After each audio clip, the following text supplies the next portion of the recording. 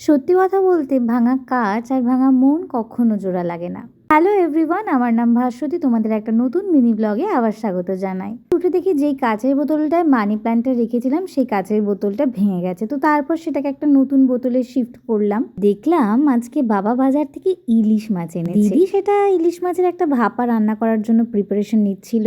আমার কিন্তু ইলিশ আর চিংড়ি দুটোই বেশ পছন্দের। আচ্ছা, তোমাদের কোনটা বেশি পছন্দের কমেন্টে বলতে ভুলো না। বলছিলাম না, আজকে একটা বিশেষ দিন, আজকে মায়ের জন্মদিন। তাই জন্য দিদি কেক এনেছিল, মা কেক কাটিং করলো, আর এসেছিল আমার মাসি, মাসির মেয়ে আর আমার ছোট্ট বোন। ওদের অবশ্য আজকে ভেজ ছিল, তাই জন্য মা একটু লুচি আর ছোলার ডাল বানিয়ে রেখেছিল।